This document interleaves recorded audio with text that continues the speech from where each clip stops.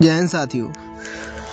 RCB जो कि पिछला सीजन हार से खत्म किया था, केकेआर डिफेंडिंग चैंपियन, या फिर यूं कहिए कि पिछला सीजन जीत के साथ समाप्त किया था और इस सीजन हार के साथ शुरुआत हुई है। वहीं पर आरसीबी लग रही है भाई तगड़ी, क्योंकि इस बार बॉलिंग बैटिंग दोनों ही तांस हुई और जिस कारण केकेआर बहुत तगड़े मार्जिन से हार गई है मैच।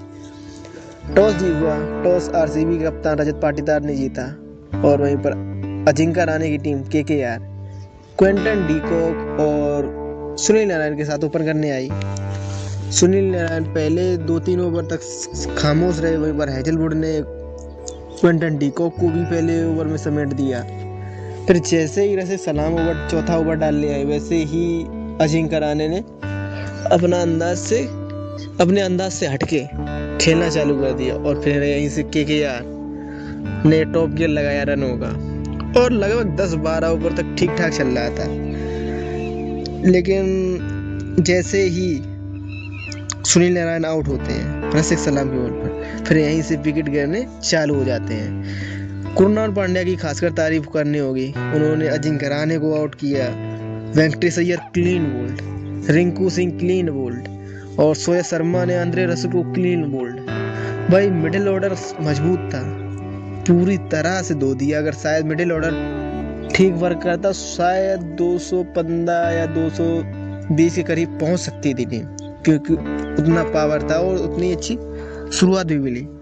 बट कोई फायदा नहीं हुआ और मिडिल ऑर्डर बिल्कुल ताश के पत्तों की तरह बिल्कुल ढह गया और केवल 174 रन पर 8 विकेट। इसका मतलब गुच्छों में विकेट गिरे और 174 रन, जो कि केवल आईसीसी मैचेस के लिए पर्याप्त है, बट आईपीएल के लिए नहीं। और रॉयल चैलेंजर्स बेंगलोर छोटे से लक्ष्य तो नहीं कहना चाहिए, बट आई ओपन करने के लिए फिल सॉल्ट और विराट कोहली बहुत ही मारा भाई।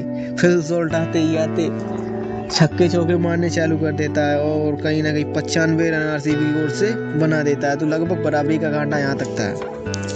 और फिल सॉल्ट लेकिन आउट हो जाते हैं वरुण चक्रवर्ती की बॉल पर। फिर देवदत्त पटकल विराट कोहली के साथ चलते हैं, देवदत्त पटकल भी थोड़ी देर में आउट हो जाते हैं, बट रजत पाटीदार की तारीफ करनी होगी। 16 बॉल में 34 रन जड़ दिए, जिसमें 5 चौके और 1 छक्का, जो कि विद कैप्टन बहुत अच्छी इनिंग थी। फिर लगभग तय था जीत तो आरसीबी की थी, क्योंकि रजत पाटीदार जब तक आउट हुए थे 15 ओवर हुए थे और लगभग जीत यहीं थे 165 हो गई थी, 162 रन बन गए थे, तो 12-13 रन चाहिए थे और विराट कोहली अभी भी क्रीज पर थे। लियम लिविंगस्टन आते हैं, 2 चौके और 1 छक्का मारते हैं और मैच अपने नाम कर लेते हैं। और कृणाल पांड्या इन्होंने कहीं ना कहीं खासकर 3 विकेट जो अहम विकेट, अजिंक्य रहाणे जो टॉप फॉर्म में चल रहे थे, वेंकटेश अय्यर जो सेट होने ही नहीं दिया, रिंकू सिंह जो फिनिशर है, इन दोनों को क्लीन बोल्ड किया और उन्हें कैच आउट किया अजिंक्य रहाणे को। ये कहीं की पॉइंट था इस मैच का।